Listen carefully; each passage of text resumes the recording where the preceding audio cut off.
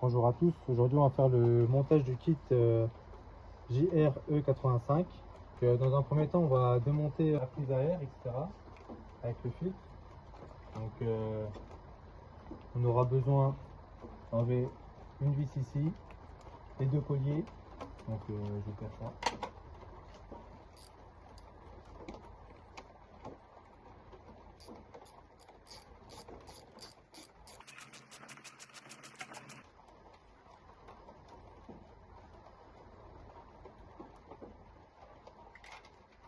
On fait attention à ne pas perdre les vis.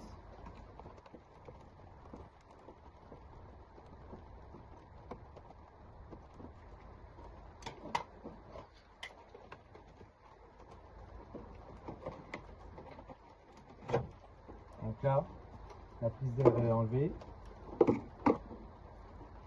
On enlève le connecteur du reniflard.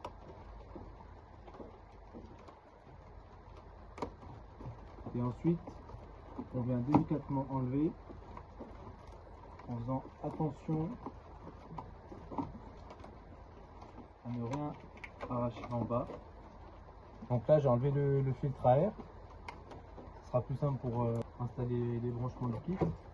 Et donc là, je vais mettre ce fil là, donc le capteur de température au niveau de la culasse. Donc ça tombe bien, mon niveau de jauge est plutôt bien placé.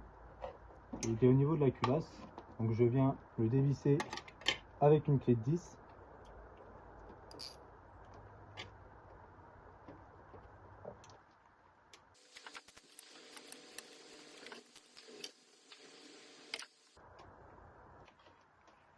Donc je mets mon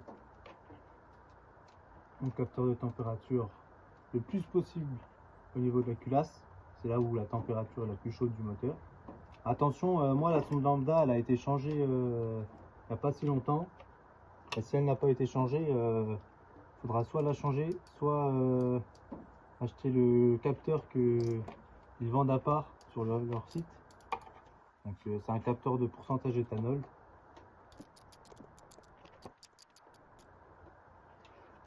Il suffit donc maintenant de brancher le boîtier qui est ici. Donc vaut mieux le mettre comme ça. Comme ça l'eau ça rentre pas dans les broches. Donc là on tire bien la partie violette. On la met dans le bon sens. Donc comme ça. Là. Donc là c'est branché. Donc là c'est mon connecteur. Donc je l'enlève. Donc femelle ici et mâle ici. Et avec le kit, avec ça, donc je rebranche directement dessus. Donc c'est pas bien compliqué, mais tout seul c'est pas simple avec le téléphone. Donc là j'ai reconnecté.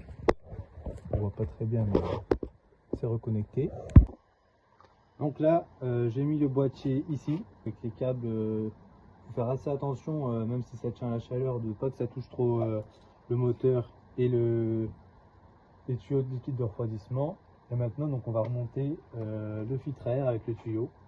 Donc ça avec ça. Donc c'est le même principe mais à l'inverse que du démontage quoi. Donc on vient tout doucement.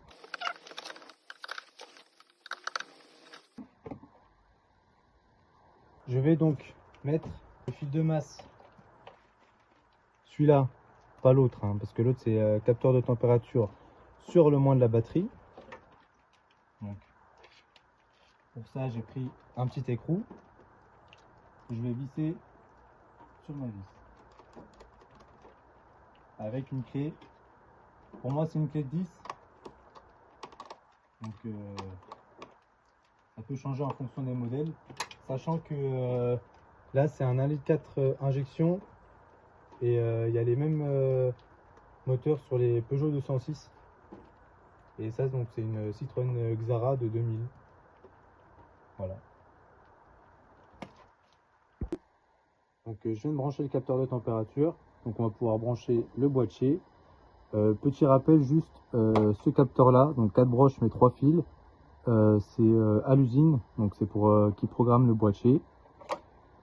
Et ce petit interrupteur, donc c'est pour varier le pourcentage d'éthanol. Donc le carré blanc avec une LED rouge, c'est 100% essence. Le premier carré blanc, donc 25% d'éthanol, 75% d'essence. Le deuxième 50-50 essence éthanol. Le troisième 75% d'éthanol et 25% d'essence. Et le dernier, donc 100% d'éthanol. Et les quatre s'affichent en vert, alors que quand c'est en rouge, c'est 100% d'éthanol. Donc, pour brancher le boîtier, c'est pas compliqué. On trouve bien le sens. Donc, comme ça. Et là, il faut appuyer et en même temps décaler la partie violette. Donc, donc là, on appuie et en même temps on décale. Et là, c'est clipsé. Donc après, il suffit plus qu'à remonter la prise d'air, le filtre à air et mettre ça au propre en même temps que les câbles. Et après, on sera tout bon.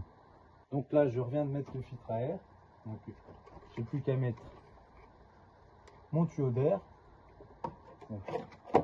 Encore plus simple que le filtre. J'ai plus qu'à assembler comme ça. Mettre le renifleur, ne pas l'oublier. Et maintenant, tout rouisser comme avant. Ça sert à rien de serrer fort pour ça. Et là donc je vais pouvoir démarrer, sachant que j'ai mis mon petit interrupteur ici pour choisir. Donc là il s'allumera en rouge. Donc là vous voyez, donc j'ai démarré la voiture. S'il y a un problème, tout de suite arrêter et regarder si une cosse est mal branchée, etc. Et sinon si le moteur tourne nickel, c'est bon. Ça va s'éclairer en rouge car c'est comme ça d'origine. Et là je suis qu'à l'essence pour l'instant.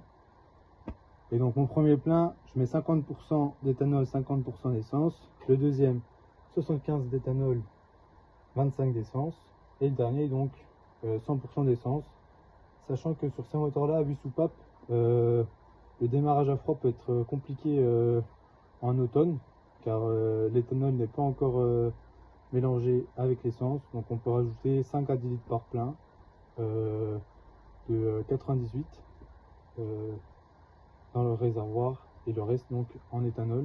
Donc je vais pouvoir faire démarrer la voiture. Si aucun bruit, c'est tout bon.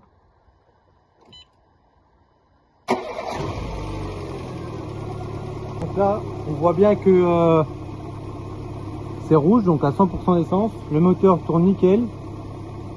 J'ai pas de voyant moteur dans l'habitacle, donc voilà, tout est nickel.